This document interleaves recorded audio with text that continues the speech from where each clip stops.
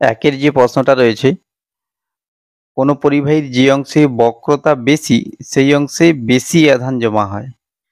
মানে আমি দুটো ছবি এঁকে দেখাচ্ছি দেখো। তাহলে দ্বিতীয় ক্ষেত্রে কিন্তু বক্রতা বেশি। তাহলে এই ক্ষেত্রে এর যে শীর্ষবিন্দুতে কিন্তু বেশি পরিমাণে আধান জমা হবে। অর্থাৎ বক্রতা বেশি হলে সেই অংশে আধান বেশি জমা হবে। তাহলে অপশন বি ঠিক হচ্ছে। ২ এর যে অঙ্কটি রয়েছে, বড় বিন্দুর ধারকত্ব কত হবে? তাহলে এই ফোঁটার অঙ্কের ধারকত্ব নির্ণয় করতে গেলে এই সূত্রটি মনে রাখতে হবে।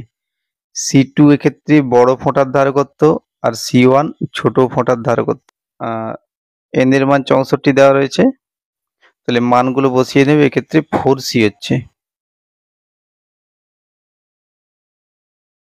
এরপর ৩ এর যে প্রশ্নটা রয়েছে, ফিউজ তারের ক্ষেত্রে এই সম্পর্কটি মনে রাখতে হবে। ফিউজ তারের সর্বোচ্চ প্রবাহ আর ফিউজ তারের ব্যাসার্ধ, প্রস্থচ্ছেদের ব্যাসার্ধ, তাদের এই সম্পর্কটি হয়। কারশফের সংযোগ বিন্দুর নিয়মটি প্রদত্ত কোন রাশির সংরক্ষণকে নির্দেশ করে? আচ্ছা, সংযোগ বিন্দুর নিয়ম বলতে এক্ষেত্রে KCL কে বোঝাচ্ছে, কিরচফস কারেন্ট ল। তাহলে এক্ষেত্রে কিন্তু আধান সংরক্ষিত হয়।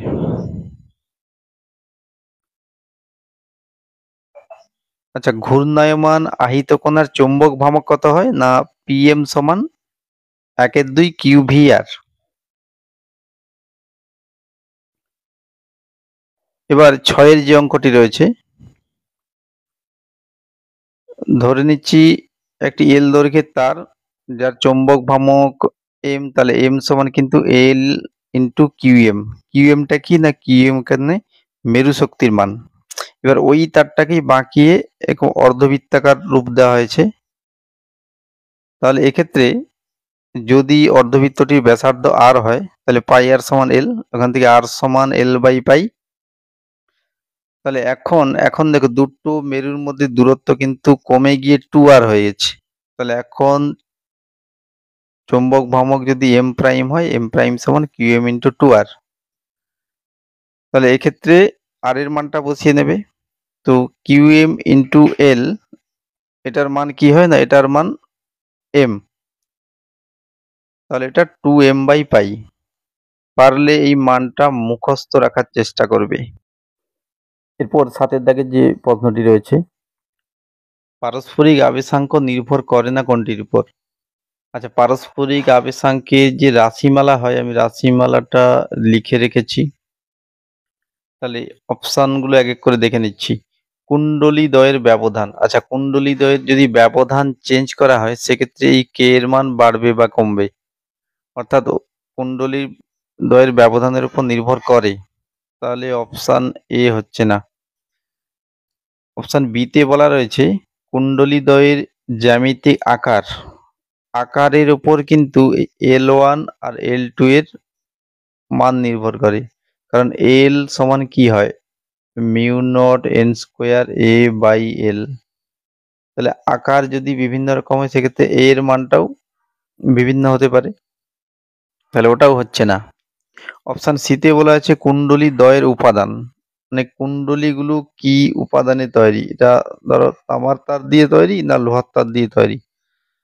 আচ্ছা, এর উপাদানের উপর কিন্তু নির্ভর করে না, তাহলে সেটাই ঠিক হচ্ছে।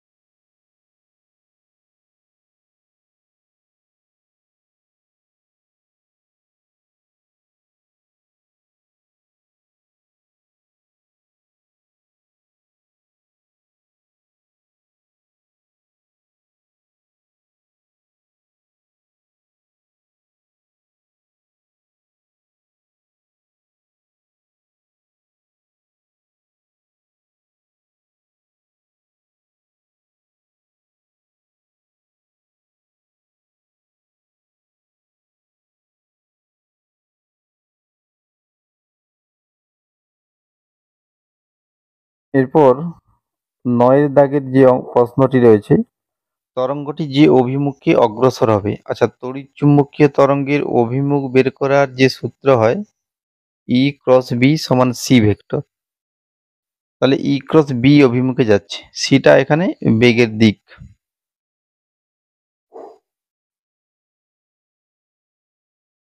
এরপর 10-এর দাগের যে অঙ্কটি রয়েছে, আমরা জানি তড়িৎ চুম্বকীয় তরঙ্গের বেলায় E ক্রস B সমান কি হয়, বেগের দিক হয়, সি হয়। আর এক্ষেত্রে কিন্তু ই বি এরা পরস্পর লম্ব, আবার ই এর সাথে সি তো লম্ব হচ্ছেই ক্রস গুণফলের নিয়ম অনুযায়ী, আবার বি এর সাথেও কিন্তু সি লম্ব হচ্ছে। যাই হোক, এখানে ই এবং বি এরা পরস্পর কিন্তু লম্ব হবে। তাহলে যে অপশানগুলো দেওয়া রয়েছে, আমরা জানি দুটো ভেক্টর লম্ব হলে কি হয়, তাদের ডট গুণফল শূন্য হয়। তাহলে তড়িৎ ক্ষেত্র, চৌম্বক ক্ষেত্র যে অপশানগুলো দেওয়া রয়েছে ওদের ডট গুণফল করে দেখে নাও কোন ক্ষেত্রে ডট গুণফল শূন্য হচ্ছে। তাহলে এক্ষেত্রে অপশান বি ঠিক হচ্ছে।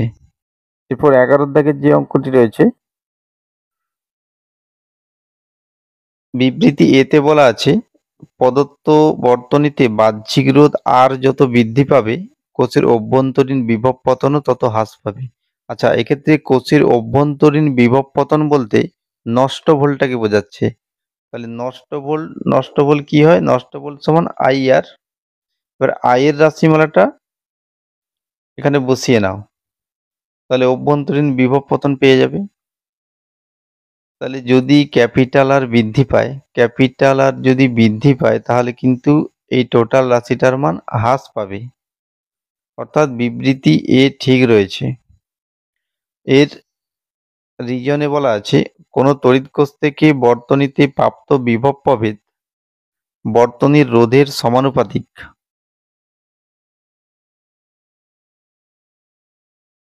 এক্ষেত্রে বহির্বর্তনীতে যে বিভব প্রভেদ হয় সেটা ভি সমান আই আর। এবার যদি এদের আয়ের যদি মানটা বসিয়ে নেই তাহলে এটা হচ্ছে, এক্ষেত্রে কিন্তু ডাইরেক্ট বলা যাচ্ছে না যে ভি সমানুপাতিক আর, কারণ এর লব হর উভয় ক্ষেত্রেই আর রয়েছে, তাহলে রিজন কিন্তু ভুল রয়েছে।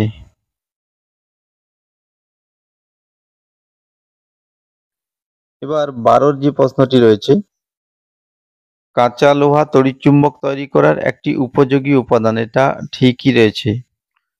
কারণে বলা রয়েছে কাঁচা লোহার চৌম্বক ভেদ্যতা এবং ধারণ ক্ষমতা খুব কম। আচ্ছা, কাঁচা লোহার চৌম্বক ভেদ্যতা বেশি কিন্তু ধারণ ক্ষমতা খুব কম হয়, তাহলে রিজন ভুল রয়েছে। এবার 13-র যে অঙ্কটা রয়েছে, এটা যদি খুব সহজে করতে যাও তাহলে এরকম ক্ষেত্রে যদি পজিটিভ নেগেটিভ এরকম পরপর প্লেটগুলো যোগ থাকে, এক্ষেত্রে যতগুলো প্লেট আছে তাহলে ধারকের সংখ্যা তার চাইতে একটি কম হবে। তাহলে এখানে 4টি প্লেট আছে, 1 2 3 4, তাহলে ধারকের সংখ্যা কত হচ্ছে না 3টি হবে। এই যে সি ধারক সি ধারক সি ধারক, আর এই যে 3টে ধারক এরা কিন্তু সমান্তরালে যুক্ত থাকে, তাহলে তুল্য ধারকত্ব কত হচ্ছে 3c। এবার এক একটা ধারকের ধারকত্ব কত, epsilon naught A by D. আর যদি এটা প্রসেস অনুযায়ী করতে চাও তাহলে সেক্ষেত্রে এটা একটু বড় হবে, আর সেক্ষেত্রে এটা করতে গেলে অনেক সময় লাগবে। এবার 14 দাগের যে অঙ্কটি রয়েছে, এক্ষেত্রে দেখো এই যে 2 5 3 এই অংশে তুল্যরোধ কত না, এই তিনটে কিন্তু শ্রেণী সমবায় রয়েছে, তাহলে শ্রেণীতে তুল্যরোধ ওদের 5 3 8 2 10 10 হচ্ছে। তাহলে ওই তিনটাকে সরিয়ে একটাই 10 লাগিয়ে নাও, অর্থাৎ এই একটাই 10 আছে, ভাব এটা 10। তাহলে এই দুটো 10 আবার কি সমবায় রয়েছে না, এই দুটো 10 সমান্তরাল সমবায় রয়েছে, তাহলে ওদের তুল্য রোধ কত হবে না 10 10 মিলিয়ে 5 হয়। তাহলে এবার ভেবে নাও যে এই বরাবর একটাই 5 ওহম রয়েছে, এটা 5 ওহম। তাহলে এক্ষেত্রে এই 2 ওহম, 5 ওহম, 3 ওহম এরা আবার শ্রেণীতে রয়েছে, তাহলে এদের তুল্য রোধ 10। তাহলে এই তিনটাকে সরিয়ে একটাই 10 ভেবে না এইভাবে রয়েছে। আবার এই দুটো 10 আবার সেই সমান্তরালে রয়েছে, তাহলে 10-10 মিলিয়ে 5 হয় সমান্তরালে। তাহলে এই বরাবর একটাই করে নিচ্ছি 5 ওহম। তাহলে এই 5 ওহম, এটা 5, 5, 2, 3 এরা আবার শ্রেণীতে রয়েছে, তাহলে তুল্য রোধ হচ্ছে 10 ওহম। তাহলে আমি একদম এই অংশের ছবিটা এখানে এঁকে রেখেছি। তো এক্ষেত্রে আর এর মান বের করে নাও, আই সমান মোড ইএমএফ বাই মোড রোধ। তাহলে 4 অ্যাম্পিয়ার হচ্ছে মূল প্রবাহের মান। তাহলে এক্ষেত্রে মূল প্রবাহ কত? মূল প্রবাহ 4 অ্যাম্পিয়ার, এটা 4 অ্যাম্পিয়ার করে নাও। তাহলে 4 অ্যাম্পিয়ার প্রবাহ এই জাংশনে এসে দুটো শাখায় ভাগ হবে। তো আমরা আগে দেখে নিয়েছি যে এই অংশে তুল্যরোধ কিন্তু 10 ওহম। এবার দেখো এই 10 আর এই ডান দিকের অংশের তুল্যরোধ 10। তাহলে প্রবাহ কিন্তু যেহেতু রোধ সমান সমান, তাহলে দুটো শাখায় সমান সমান ভাগে ভাগ হবে। অর্থাৎ ধরা যায় কারেন্ট এই নিচের শাখাটাতে অর্ধেক 2 অ্যাম্পিয়ার যাবে এবং ডান দিকের শাখাতে বাকি 2 অ্যাম্পিয়ার যাবে। এবার এই জাংশনে কি হবে? এই জাংশনে লক্ষ্য করো যে এটা 10 ওহম আর এই ডান দিকের অংশের রোধ তো 10 ওহম। তাহলে ওখানেও কিন্তু কারেন্ট সমান সমান ভাগে ভাগ হবে। অর্থাৎ 2 অ্যাম্পিয়ার প্রবেশ করছে, তাহলে 1 অ্যাম্পিয়ার যাবে, এই শাখায় যাবে 1 অ্যাম্পিয়ার আর নিচের শাখায় যাবে 1 অ্যাম্পিয়ার। তাহলে 5 ওহমের মধ্যে দিয়ে প্রবাহ হচ্ছে 1 অ্যাম্পিয়ার।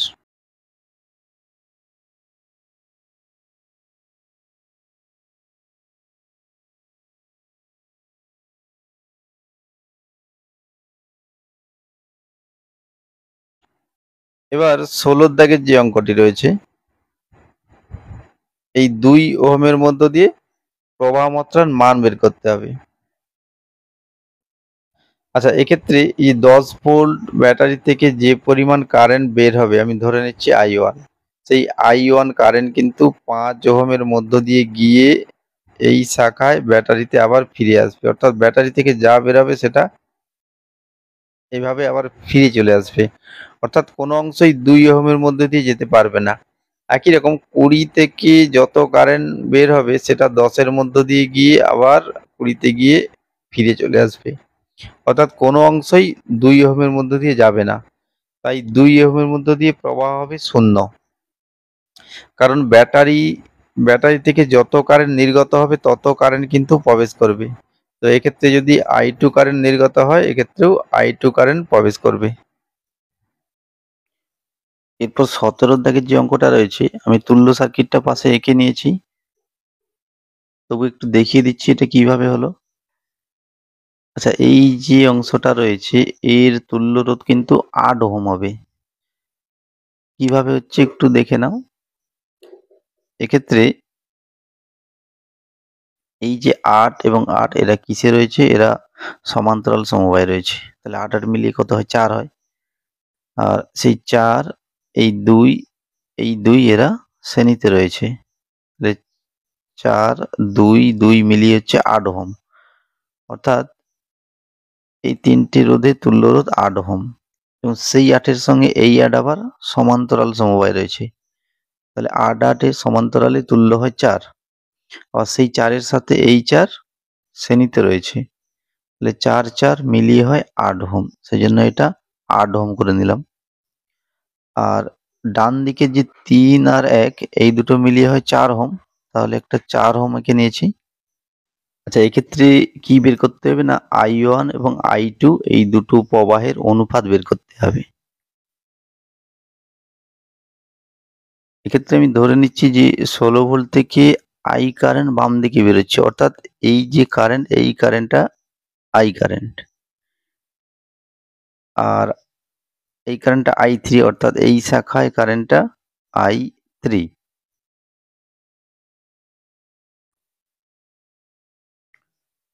এবার প্রথমে আই কারেন্টের মানটা বের করব, আই। তো এক্ষেত্রে দেখো এই জাংশনের ভোল্টেজটা আমি 0 ভোল্ট ধরে নিচ্ছি। তাহলে দেখো এখানেও কিন্তু ভোল্টেজ 0 ভোল্ট হবে, এখানেও ভোল্টেজ 0 ভোল্ট হবে। আর যেহেতু এটা 16 ভোল্টের ব্যাটারি, তাহলে ব্যাটারির ওপরের দিকে অর্থাৎ এই জাংশনে ভোল্টেজ হবে 16 ভোল্ট। এমনকি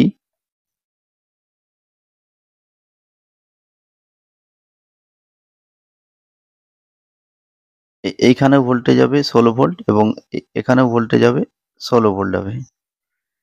এবার এই 8 ওহমটা যদি লক্ষ্য করো, এই 8 ওহম এর একদিকে ভোল্টেজ 16 ভোল্ট আর একদিকে ভোল্টেজ 0 ভোল্ট, তাহলে ভোল্টেজ ডিফারেন্স 16। তাহলে কারেন্ট আই এর মান কি হবে? আই এর মান ভোল্টেজ ডিফারেন্স বাই তার রোধ, অর্থাৎ 2 অ্যাম্পিয়ার হচ্ছে।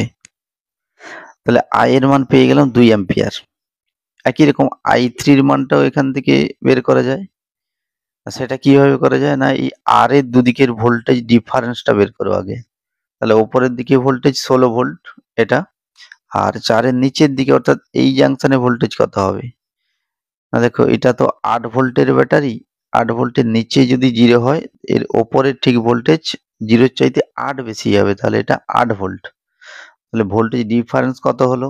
16 মাইনাস 8, তাহলে ভোল্টেজ ডিফারেন্স বাই রোধের মান 4, তাহলে সেখান থেকে i3 এর মান 2 অ্যাম্পিয়ার, অর্থাৎ দুটোর মানই 2 অ্যাম্পিয়ার করে পেলাম। এবার এই যে জাংশনটা এখানে লক্ষ্য করো, i1 কারেন্ট দুটো শাখায় ভাগ হচ্ছে, একটা বাম দিকের শাখায় আই আর একটা ডান দিকের শাখায় এটা i3। তাহলে ওখানে এটা i1, তাহলে i1 সমান i প্লাস i3।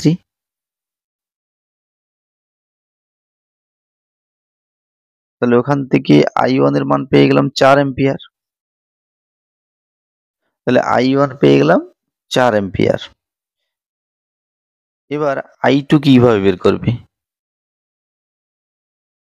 তাহলে আই কারেন্ট যেটা 2 অ্যাম্পিয়ার, মানে এই 4 ওহমের মধ্য দিয়ে আই এর মানটা কত? না 2 অ্যাম্পিয়ার। 2 অ্যাম্পিয়ার কারেন্ট এই জাংশনের চেয়ে দুটি শাখায় ভাগ হবে, একটি এই শাখায় আর এটা এই শাখায়। দুদিকের রোধই কিন্তু 8 ওহম 8 ওহম, মানে এটার রোধ 8 ওহম, আবার এই ডান দিকের যে অংশটা এরও তুল্য রোধ 8 ওহম। তাহলে এরকম ক্ষেত্রে কারেন্ট সমান সমান ভাগে ভাগ হবে, অর্থাৎ নিচের দিকে এটা 1 অ্যাম্পিয়ার, 2 অ্যাম্পিয়ারের অর্ধেক 1 অ্যাম্পিয়ার, আবার ডান দিকের শাখায় এটাও বাম দিকের শাখায় 1 অ্যাম্পিয়ার। তাহলে 1 অ্যাম্পিয়ার আবার এই জায়গাতে এসে আবার এই জাংশনে এসে কি হবে? এখানে এটাও 8 এটাও 8, তো ওখানেও সমান ভাগে ভাগ হবে। তাহলে 1 অ্যাম্পিয়ারের অর্ধেক কত? 0.5 অ্যাম্পিয়ার। তাহলে এই দুটো 8 এর মধ্য দিয়ে 0.5 অ্যাম্পিয়ার করে যাবে, অর্থাৎ i2 এর মান পেয়ে গেলাম 0.5 অ্যাম্পিয়ার। তাহলে i1 এর মান আগে বের করা আছে, যেটার মান i1 এর মান 4 অ্যাম্পিয়ার, আর i2 এর মান পেলাম 0.5 অ্যাম্পিয়ার। এবার দুটোর অনুপাত করে নিলে 8 অ্যাম্পিয়ার হচ্ছে। 18 দাগের যে অঙ্কটা রয়েছে, এক্ষেত্রে লক্ষ্য করো যে ওপরের শাখার রোধ এই 2 আর 3 কিসে রয়েছে? না শ্রেণীতে রয়েছে, তাহলে যদি তুল্য রোধ 5 ওহম। আবার নিচের যে শাখা তারও তুল্য রোধ 5 ওহম। তাহলে 5 5 আবার কিসে রয়েছে? সমান্তরাল সমবায়ে রয়েছে। তাহলে এরকম ক্ষেত্রে যেহেতু রোধ সমান সমান, তাহলে 2 অ্যাম্পিয়ার কারেন্ট কিন্তু দুটো শাখায় সমান ভাগে ভাগ হবে, অর্থাৎ ওপরের শাখা দিয়ে 1 অ্যাম্পিয়ার যাবে এবং নিচের শাখা দিয়ে 1 অ্যাম্পিয়ার যাবে। তাহলে এটা 1 অ্যাম্পিয়ার, একই রকম নিচের শাখাতেও কারেন্ট 1 অ্যাম্পিয়ার।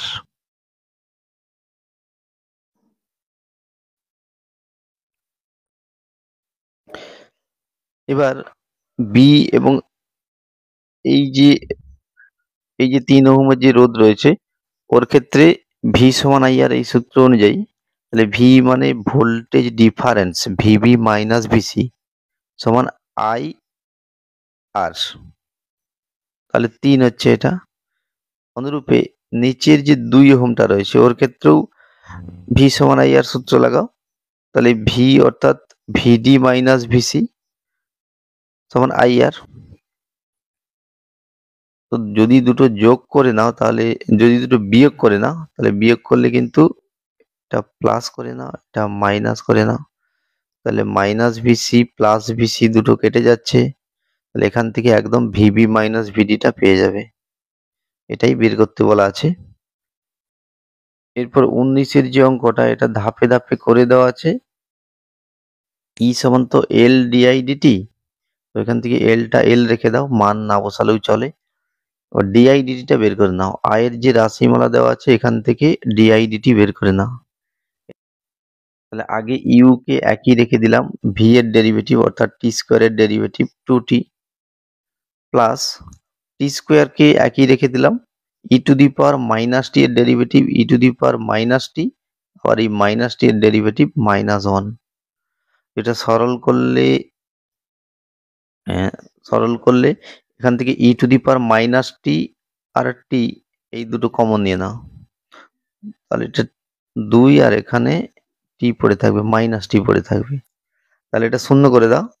তাহলে এখান থেকে এল এল এল এর কিন্তু একটা মান রয়েছে, অর্থাৎ এল এর মান শূন্য নয়, তাহলে এলটাকে যদি বাম দিকে পাঠাই 0 হয়ে গেলে 0/L মানে 0, ডান দিকে পড়ে রয়েছে এই 3টে, তাহলে এখান থেকে বলা যায় ই to the power minus T এর মান 0 হতে পারে, অথবা টি এর মান 0 হতে পারে, অথবা 2 মাইনাস টি 0 হতে পারে।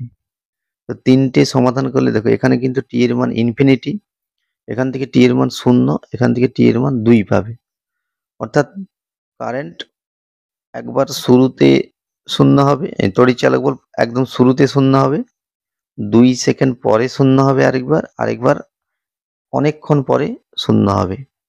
তাহলে এক্ষেত্রে সঠিক অ্যান্সার 2 হবে। এরপর 20-র যে অঙ্কটি রয়েছে, কম্পাঙ্ক দেওয়া আছে আর শক্তি ঘনত্ব দেওয়া আছে, তাহলে তরঙ্গটির চৌম্বক ক্ষেত্রের মান ন্যানো টেসলা এককে কি হবে? আচ্ছা, শক্তি ঘনত্বের সূত্র কি হয় না, শক্তি ঘনত্বের সূত্র এটা হয়,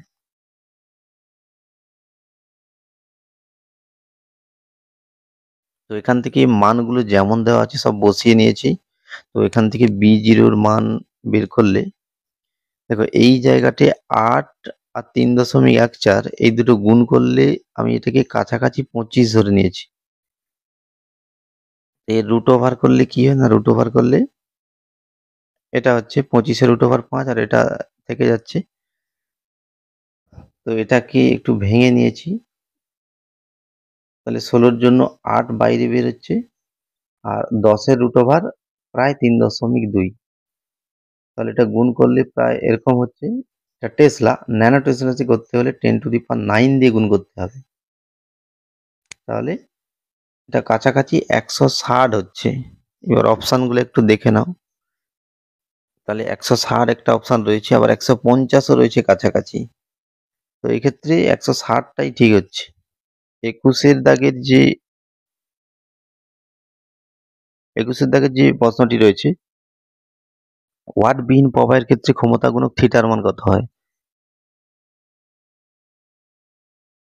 আচ্ছা, ওটা ক্ষমতা গুণকের মান হবে ক্ষমতা গুণক cos থিটা কত হয় না, 0 হয়।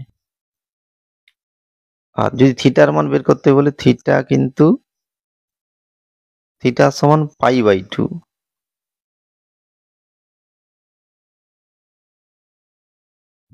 এক্ষেত্রে প্রশ্নটি ঠিকঠাক দেওয়া নেই, এটা ক্ষমতা গুণক হওয়া উচিত, ক্ষমতা গুণক এর মান কত, থিটার মান π/2, আর cos থিটাকে ক্ষমতা গুণক বলা হয়, এর মান 0 হবে। 22-এর দাগের যে অঙ্কটি, একটি বিশুদ্ধ রোধক বর্তনীর ক্ষমতা গুণক কত? বিশুদ্ধ রোধকের ক্ষেত্রে cos থিটা সমান r/z, z এর মান তো r হয়, তাহলে এটা 1 হবে। এবার 23-এর যে অঙ্কটি, বিশুদ্ধ আবেশক বর্তনীর ক্ষমতা গুণক কত হয়?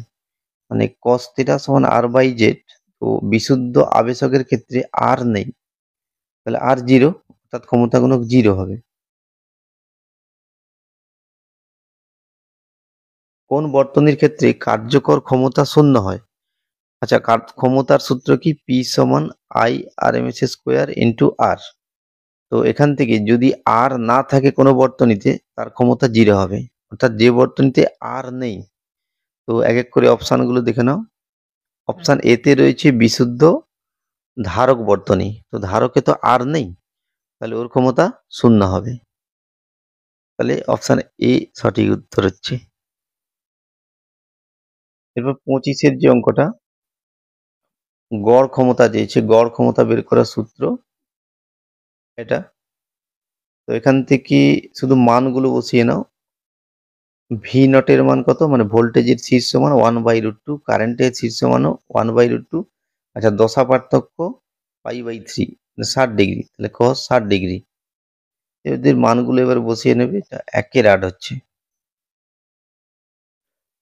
এরপর 26 থেকে 30-এর অঙ্কগুলো কিন্তু করে দেওয়া রয়েছে।